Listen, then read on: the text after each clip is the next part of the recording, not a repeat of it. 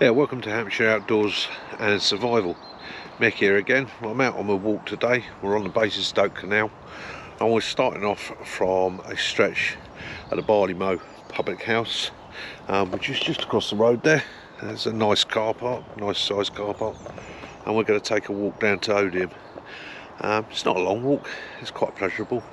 And as you can see, it's an absolutely beautiful day here on the canal. Right now, let's start off with a walk. So again, carrying a little bit of weight, not too heavy, just enough for what I need today. And it's again just to start getting my muscles back into being ready for the spring and the summer, start working myself up. Anyhow, hope you're having a wonderful day wherever you are. Hope all is good with you, and hopefully we'll get some nice shots and nice images as we go down the canal. Guys, have a great day. Mick, just past a couple of fishermen, always polite and friendly to them. At the end of the day, they're enjoying the sport. And I fish myself. I also fish on the canal. I'm a member of the Canal Association, or Fishing Society, or whatever you want to call it. Again, get me yearly ticket, come out here. It's a lovely canal.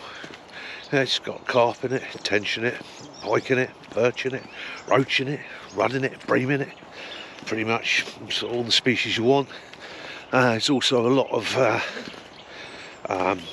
crayfish in it, and they are the invasive species. So yes, you could get a licence free from the Environment Agency and come down and trap crayfish to your heart's content if that's what you wanted to do.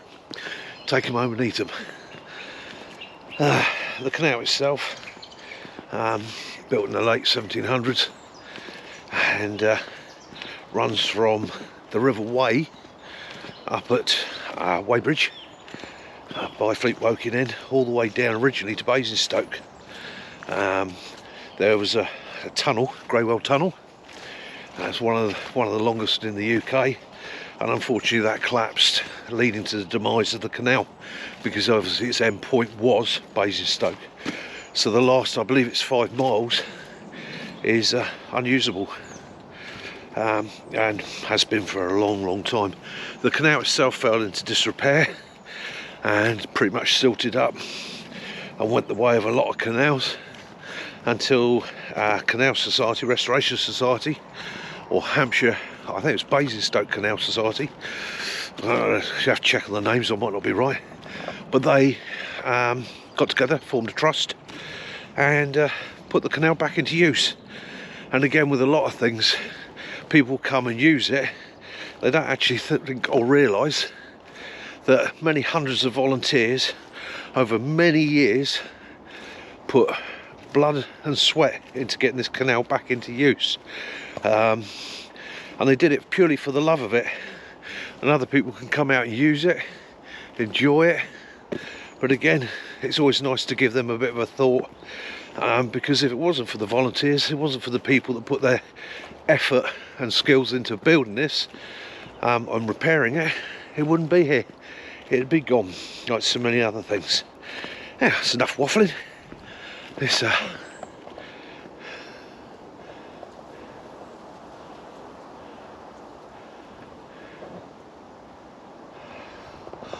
it is quiet. It's lovely. Let's go on with a walk. Catch you in a bit.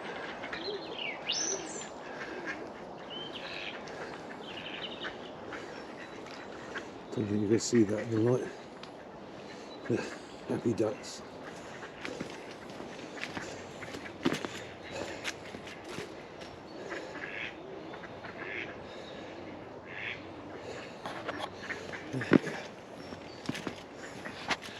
Hey, and we come to one of the pretty much what I call standardised canal bridges at this end.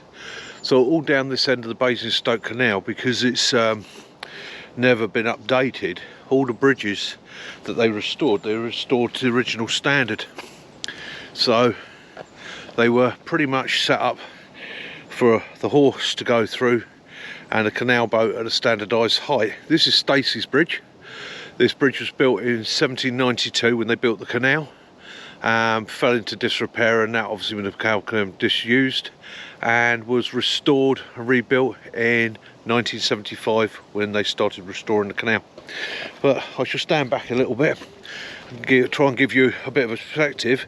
I mean, guys in the UK, we've got canals all over the place, but I don't know about guys elsewhere, and I don't know if they're built to our standards. So there we go, let's have a look.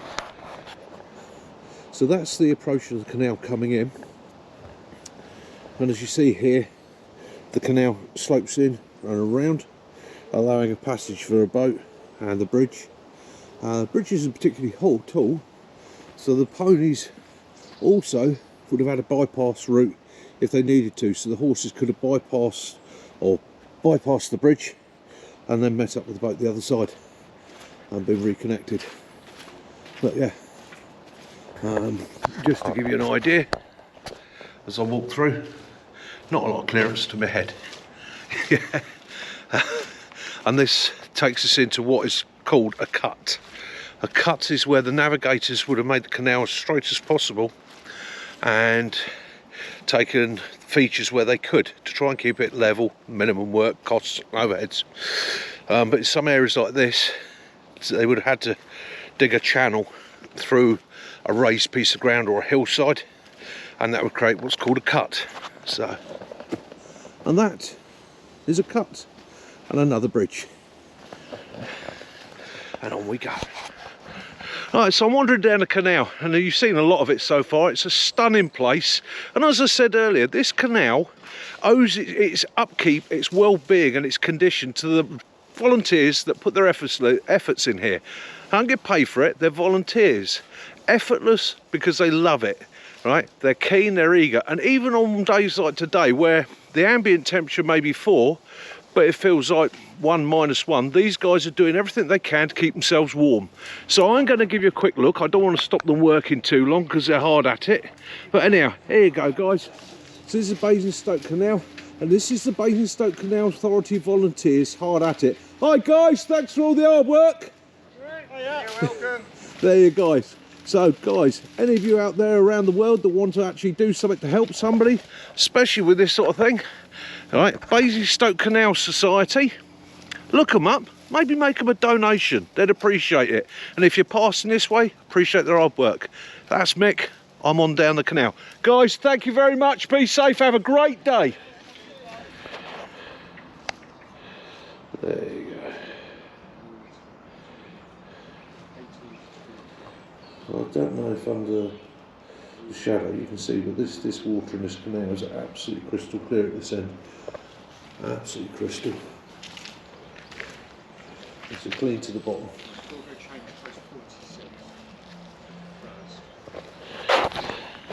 And that is because we're nearing Odium. And the canal itself is actually spring fed from natural springs that rise up through the chalk and feed the canal. So at this end, the water is of very, very good quality. Obviously, there's all sorts of outflows into it off of fields and roads and that. So yeah, you don't want to be drinking it straight from the canal.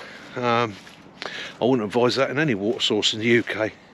However, with the correct filtration and sterilisation, yeah, wouldn't be a problem, wouldn't be an issue. You can manage with it. Obviously, you've got lots of diseases that are waterborne.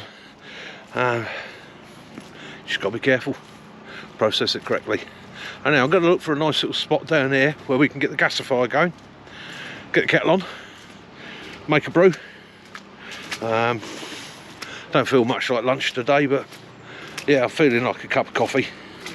So get a cup of coffee, have a rest, and then probably think about turning around and having a meander back. Hey, great days, great days.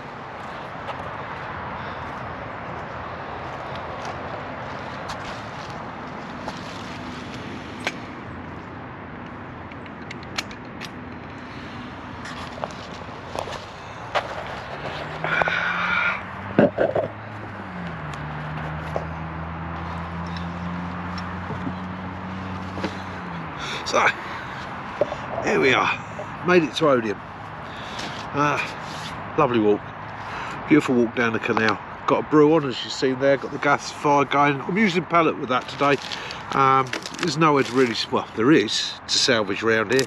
However, it's private property. I go sort of harvesting somebody else's stuff, and to protect the ground I've done it on mud, and I've also got the capture tray under there, so I'm just using a bit of wood pellet, handful of wood pellet. That'll make me brew. That's me sorted. So why did I choose the canal for a walk when there are so many lovely walks around here? Well, one, I'm out of shape, very much out of shape. So start easy, build myself up, and the canal's flat, so it's a good starting point. You can't get lost on a canal. You only got to go one or two directions, and it gives you something to look at. It's a pretty place, it's historical, it's a pleasant walk. Now, if I was out with a group of friends, or I was a drinking man, I could have started at the Barley Mow, walked from there down to Odium here, and we've got a lovely pub down here called the Water Witch. Yeah, I can recommend that to anybody. In my drinking days, that was a popular place to go. Yeah, what more can I say? It's a lovely walk down the canal. Hopefully I'm going to turn this into a reasonable video.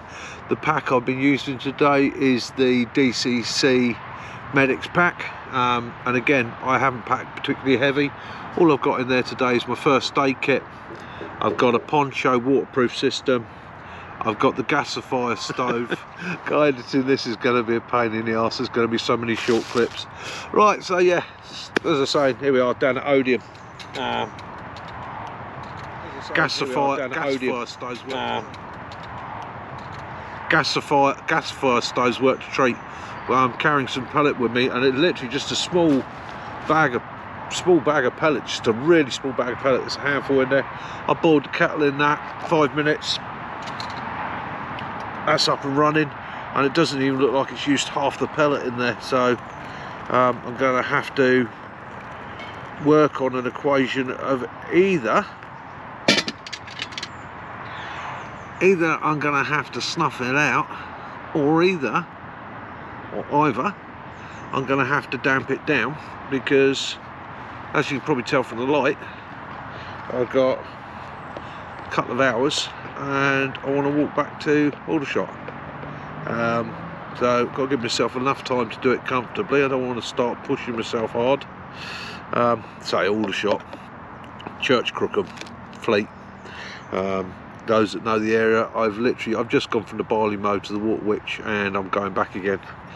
All in all, and I will count them. I didn't realise they were even there. I will count them on the way back. They've got distance markers, so we will go by the distance markers. We'll work out how many K it is. For my first walk in months. Damage report so far, got a heel blister, and as usual with those sort of things, you don't notice it coming on till it's too bloody late. So yeah, I've picked up a heel blister, but I've treated that with a little bit of a wrap and a drop of iodine. Owie. Yeah, but that will stop that from getting any worse, and I'll just have to nurse it on the way back up to the car. Standard equation. If you damage yourself on the way out, sure as hell you're going to make that damage worse on the way back in. You've got two choices. You can either moan about it, or you can man up and deal with it. Right, anyhow, this is me. Gotta get into my cup of coffee, get into my scoff, sort the admin out, close the stove down, make my way back. So, picky out. About to do the return journey. Got the pack on. Got my admin sorted, got squared away. I'm going to leave no mess. Obviously that's going to go in the bin, and we're going to tab our way back. And one of the nice things on this canal that I noticed coming down is they have mile markers. So we are pretty much on mile 46. It's in kilometres, so it's mile 46, and as we go back I'll show you the mile markers. We'll mark them out. I've also set a pedometer today, so that'll give me an idea of how far I've travelled, how many steps I've taken, so on, and that gives me something to gauge my fitness on, and we will progress from there. So let's go stick our rubbish in the bin. Let's make our way back, all the way back to Farnborough. That's right, guys. Hey guys, so a bit of interest for you. Light is terrible. It's a bit of interest for you. For those of you that live in the UK, you're used to them anyhow. But in the tropics, they have a tree called the bastard tree. It's a jungle tree. and it's covered in thorns, top to bottom. Literally, there's not an inch of it that hasn't got a thorn on. The UK, we have our own equivalent. So we have hawthorns and blackthorns, which are mainly a hedge growing tree, and these little blighters, they have thorns on them. So these thorns can be long like that with multiple spikes on them. They can be a single thorn like that, a very long thorn, and they can have them on the trunks and the stems as well. Now, something to be aware of, blackthorns, they will drive through clothing, they will drive through gloves. Let's try and get that one, that's quite a good one. I'll try and get that on camera for you. There you go. So as you can imagine, this is protruding out over the path with these spines. That's at eyeball height. Okay, you go walking into that, get one of these in your eye, that's quite dangerous. But the other thing is, they drop to the floor.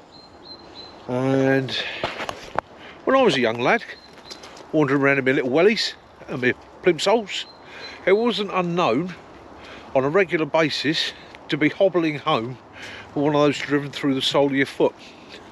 And over the years working in forestry and on training areas and so on, I've had numerous thorns in my hands and my arms, and although these thorns aren't toxic in themselves, because of the bacteria level on them, they can cause secondary infections, and quite severe infections in some cases. So again, when you're out and about in the UK, get one of these thorns in you, don't start digging it out straight away unless you can get to it and get it out easily. But bear in mind that you have that thorn in there, or the tip of that thorn may still be in there even after you've got the main thorn out, and may cause a secondary infection. Normally, I've found over the years my body drives them out on its own. You'll get a little bit of a lump, you'll get a little bit of pus behind it, the body will do its own thing and it will drive it to the surface. Not something that's going to kill you instantly unless you have an allergic reaction or it's got something really nasty on it, but just one to be aware of. Same thing with bramble scratches and that. A lot of people just, it's just a bramble scratch. But you can pick up a bramble scratch. If a bird's been roosting on there and it's defecated, you can be picking up an infection from that. It's also a wound open to the air. So if you find yourself in the canal and you've got an open wound, there's all sorts of infections you can get up from that. So again, just being aware, carry the kit with you, be sensible about it. Anyhow, that's enough waffling. I'll traipse my way back and we'll count these mile markers and get home and see what I've managed to achieve today. Hi guys, Mickey out. So as I walk along here, chatting away to you, look forward so don't fall arse over tit. But yeah, as I was saying before on my bugging out video, or when we were talking about bugging out, this is another one of your alternatives. Okay, whilst everybody, well, I say everybody, people that are townies, people that are used to living in the cities and towns, are trying to evacuate and move en masse via the roadways because that's what they know. It's another alternative route. Canals. I've got a good line of sight for quite a way. I've got a water source that I could purify if I had to. So far I've passed probably 10 or 15 boats that are moored that can provide shelter in an emergency. Yes, they're not my boats, but in an emergency you do what you had to do. Even a canal boat or even a rowboat here, you could transport yourself down. You could moor out in the middle, sleep on that, have the security of the water around you. There's nothing in UK waterways that is a major threat to you. No alligators, no anacondas. So pretty much, apart from obviously falling in and drowning and hypothermia, it makes a good alternative. The other thing to obviously bear in mind about British waterways, these were made in the 1700s and they were made by hand. So they were dug, and invariably, being a waterway, it's fairly level. Yes, you get the odd line of locks where it raises up a hill, down a hill, but invariably these routes take the flattest route from A to B. Not always the most direct, because they follow land contours, but again, it's an easy navigation. I know that if I needed to travel from Basingstoke to London and I wanted to keep myself reasonably quiet, out the way, less seen, I could do worse than following Basingstoke Canal all the way up to the Riverway, join the Riverway. I can follow that all the way up to the Thames. So again, many alternative routes you can make. If I then wanted to head further out west, start heading on foot towards Wales, I can literally turn left at the Thames and follow that. That would take me all the way into the Cotswolds. So again, by following watercourses, you're usually keeping yourself to the flattest terrain. So you've got to work out whether walking up and down hills or whether following the valleys is your best alternative, and that depends on you, your fitness level, your equipment, your route of march, where you intend to end up. So that's that waffle over. Just another bit of interest for you. Oh, you don't fall over. And most of you already know this. Obviously that's hazel, and that's a piece of coppice hazel. And if you have a look at your hazel stump and you look at the size of it, I mean, bear in mind that's my hand, so you look at the size of this hazel stump, and that's a good 2.5 feet in diameter. So that's actually an indicator of an ancient woodland. There's actually 2 stumps there, and again each one's about 2 feet in diameter, with the hazel coming out of it. So that's been coppiced regularly, and this hazel is growing quite happily. Usually hazel's coppiced on a 7-year cycle, but again, if you've got large hazel stumps like that, they're ancient indicators. So if you've got them deep in the woods, that wood was at some time managed and looked after. And here we see where they've cut this hazel back and they've stacked all the hazel boughs down there. Quite possibly somebody is what we call bean poling. So one of the uses we still have in the UK for hazel rods, apart from hurdle making, which don't see that much of anymore, is bean poles. Traditionally they were always cut, trimmed and stacked for people to grow their run of beans up. But again, you can make hurdles, lattices, fences, all sorts out of them. May even be collected for hedge laying. So somebody may have collected them there, stacked them up, and they'll come back in a week or two, bundle them into bundles, drag them out, and then use them as binders for a laid hedge. Obviously once they're cut off completely, that's all you can use them for, is the stakes and the binders in the hedge.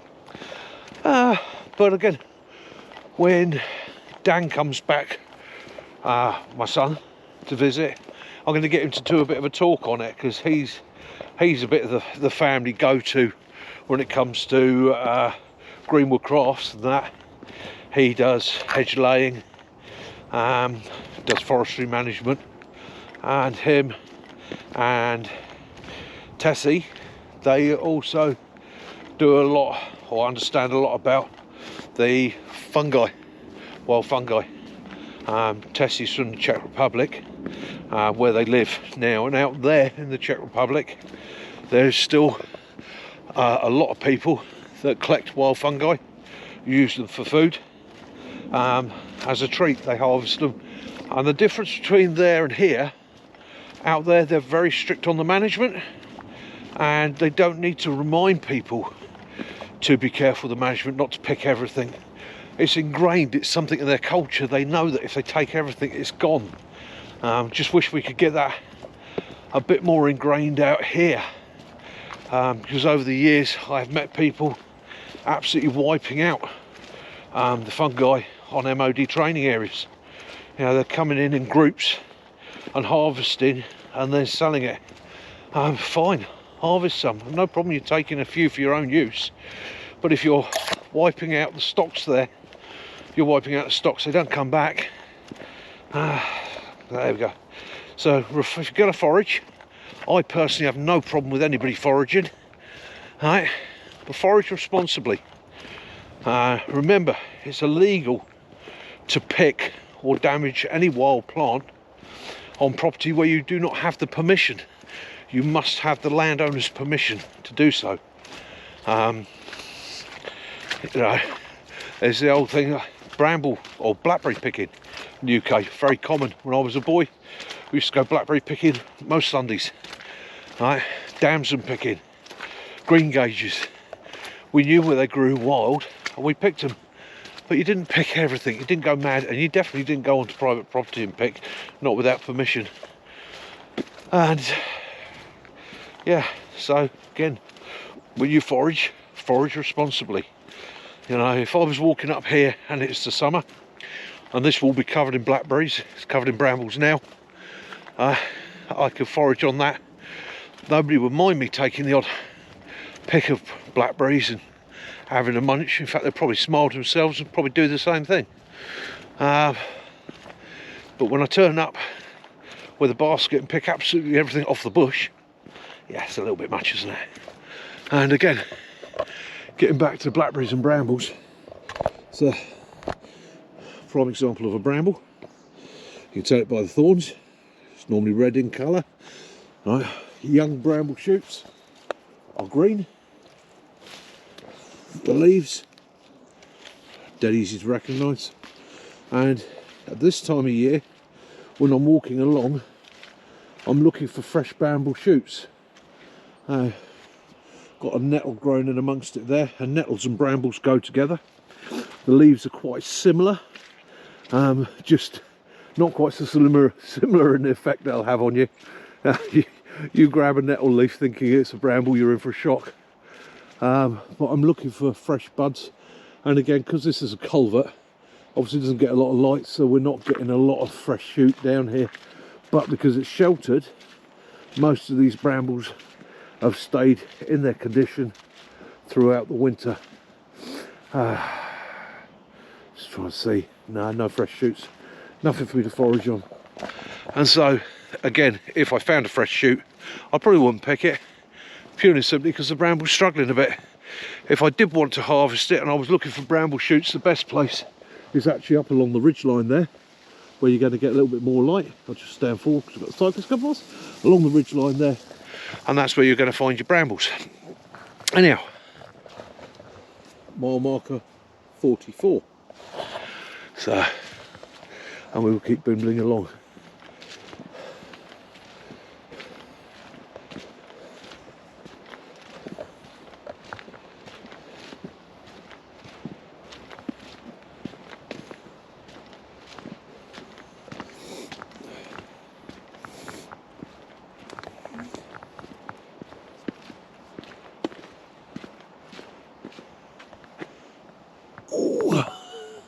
Another one worth looking out for in the summer.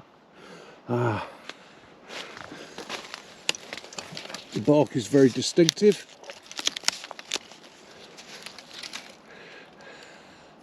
And that tells me that's an elder. Now, the elder is toxic apart from the berries. The berries, and only the berries on the alder, are edible. I'm not that keen on the taste myself. The flowers make a very nice cordial and they make a very nice wine. But again, you've got to be careful about what you take from it. There you go. And here is another one. Unfortunately, that will be dead. But actually, one of the bonuses with this, it's a pithy wood. And if you can find a piece of dry like that, that's straight, yeah, that makes a very good bow drill. Up there, above the canal, and in view of the bridge, there's a pillbox. So I'm going to try and scramble up that bank and show you the pillbox. Hi guys, so I'm on the canal. So here I am. I'm well up above the canal, probably 30 feet above the canal, and there's a cut down through here, and I'm also on a ridge line. There's a footpath runs this way, footpath runs that way. We have a farm there, and we're quite high up on a ridge, and we have a lovely example here of a Second World War pillbox with its commanding view.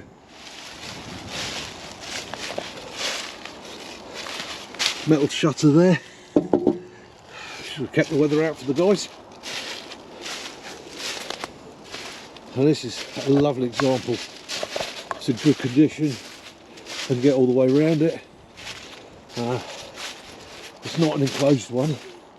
And what you can't see from here, but I bet you could during the Second World War, there's a road runs along the back here, a lane, and there's a bridge, probably 35-40 metres through these trees over the canal to the other side. Now bear in mind, this canal, if I remember correctly, is about 38 miles in length, so it would have been a crossing point. Right, German military would have had to use these bridges to cross the canal, and these bunkers were built in positions where they commanded those areas as defensive positions. I can guarantee you there's probably another bunker that side somewhere within reasonable, or this side, within reasonable distance of this one, so that they could enfilade fire across that bridge and take it out of German hands. And these bunkers weren't designed to stop permanently an enemy. The southern defences were designed to slow the Germans, to give the ability to build up resources, build up lines further up through the country to defend the country from an invading force. So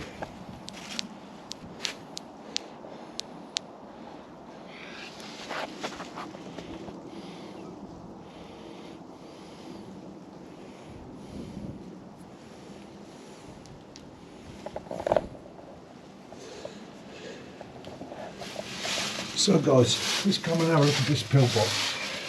So as you enter the pillbox here, it's quite narrow, it's literally shoulder width, and you'll see there's a central wall, and this wall is built with this recess in it, so anything entering here like a bullet would ricochet off that, be deflected again away from the guys that were surrounding it. So we'll come round. It's still quite a narrow space, but room enough for guys. And you have these firing ports. So these walls are 4 foot thick, brick walls, usually infilled with rubble, and you have the defensive positions here, the gun ports. So that points towards the bridge, as does this one here. This one points towards the bridge, and it also covers the road approaching the bridge. This one here would cover the field and further down the lane in the approach, and you have quite a reasonable space back here, but again you see the same structure designed to capture any rounds or any fragmentation that came through these two ports would be deflected against this wall and not ricochet all around in here. Right, I've got to leave here, guys. I can't film in here too much, and the reason being it's a bat. And bats in the UK are protected species. I cannot risk disturbing him or upsetting him. He's hibernating. The last thing I want to do is cost him his life by disturbing him. So we're going to be respectful to the bat. We're going to leave here straight away. But we'll walk round this way. There's no other sign of any bats, it's just one. But again, they're a protected species in the UK, and it is very, very punishable under UK law to disturb them. And I wouldn't want to disturb him. Bats are great, bats are my friends. They get rid of bugs and things that I don't like, hunt on flight. And so, yeah, I wouldn't want to disturb him. Lonely little soul though. So, yeah. That's that pillbox, and it's a beautiful condition pillbox. I did think, oh, might come back and do an overnighter in this one, but if bats are roosting in there, obviously I can't. And I'd hope that any of you guys out there watching this are just aware of that. Don't disturb the bats, you know. It's, they are protected species, and turn me light out.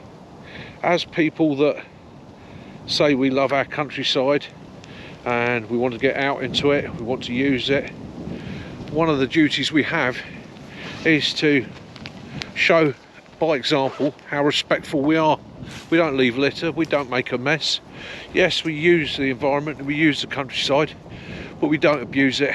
We look after our wildlife, and I'm sure anybody out there watching this would have been over the moon, as I am, to find a bat. But understanding that that bat's in hibernation, if I disturb it and we've got a cold spell coming up, he might not get the food sources he needs, and therefore he would die. I wouldn't want that on my conscience. It's a protected species. I also wouldn't want the fine that would come with it. So anybody watching this who says, oh, you went in there and there was a bat in there, I apologise. But as you see from my video, I haven't disturbed him. I've left as quick as possible, creating the minimum sound, the minimum disturbance. Yeah, so let's get on with this walk. And the bridge that pillbox defended is here, and it is 35 yards, 35 metres, I should say. A lovely capstone on that, beautiful capstone. So this is the bridge, and it's just a simple brick bridge over the canal.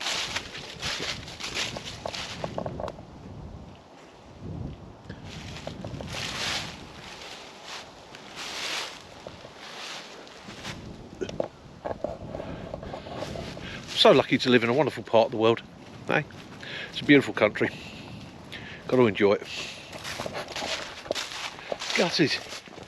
Gutted. Just turned the camera off, and there's a flash of blue went past me following the canal up, went up, rose into a tree, and before I could get the camera out, and I don't think I'd have been able to pick it up on this anyhow because I've not yet figured out how to do the zoom, it took off, but it was a kingfisher, and it's an absolutely stunning bird. Look them up. You'll see them quite regularly on British waterways. They're exactly what they say, a kingfisher. They're a bird that fishes on small, or lives off of small fish. But you usually see it as just this absolutely brilliant turquoise flash which is down his back as he flies away from you.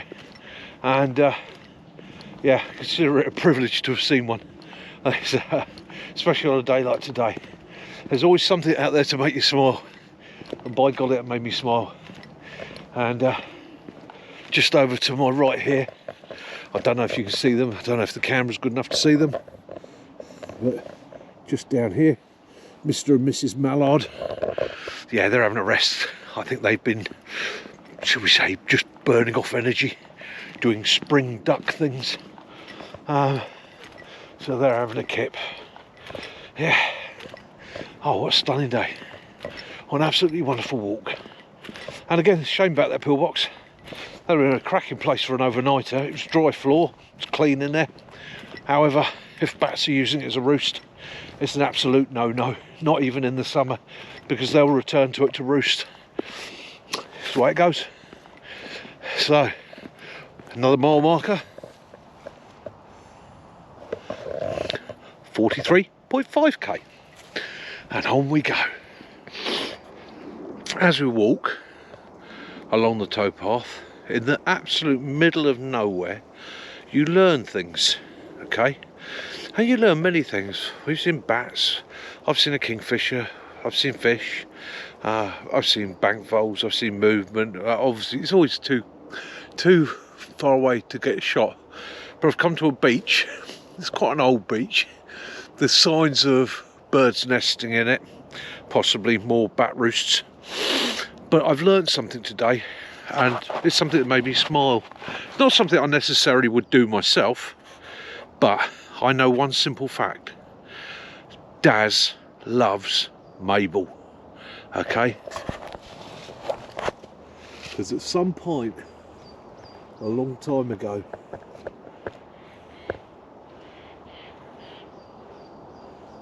or is it? Might not be Mabel, it's Annabelle, okay? Daz loves Annabelle. And looking at how deep this is and how the bark's grown, yeah, that's been up there a lot of years. So Daz, Annabelle, wherever you are, if by some miracle you ever see this, it's still in a tree. I hope you're still in love. It's funny what you find when you're out and about. Don't agree with vandalising trees, but at the end of the day, another generation, a long time ago, Daz wanted everyone to know he loved Annabelle. Yeah, makes me smile.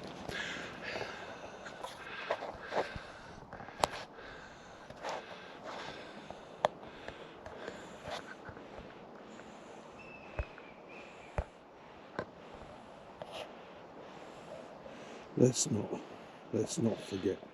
Hey guys, Mick here, Hampshire Outdoors and Survival. So, quick one for you. So today I've done a walk down the Basingstoke Canal, and I've gone from Fleet to Odium and back again. Yeah, it's been a bit of a traipse. Old fart. I haven't done anything in exercise in probably 3 to 4 months of any extremity. It's all been jump in the car, drive here, quick wander around there.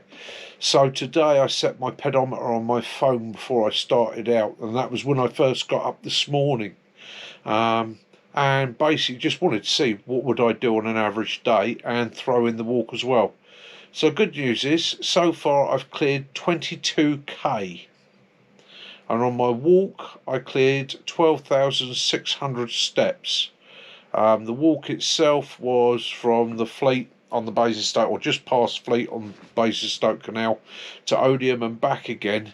And that walk was, think about this, do a quick bit of maths, that was about 4.5–5k, I believe, each way, maybe 6. I'll have a look on the footage and review that. But we'll say somewhere between 8 and 10k, that walk alone. And it's been a cracking walk. We managed to see, found a bat, saw a bit of wildlife, saw a bit of plants and all the rest of it. But it is just me out having a walk. There isn't much kit in that today. I used the gasifier stove with a handful of pellets, and that was absolutely brilliant for making a brew halfway through. But anyhow, guys, enjoy the video. This is Mick, Hampshire Outdoors and Survival. Thanks for watching. Enjoy it. Please like, please subscribe. Catch you soon. Right, I've got to leave here, guys. I can't film in here too much, and the reason being, it's a bat. And bats in the UK are protected species. I cannot risk disturbing him or upsetting him. He's hibernating. The last thing I want to do is cost him his life by disturbing him. So we're going to be respectful to the bat. We're going to leave.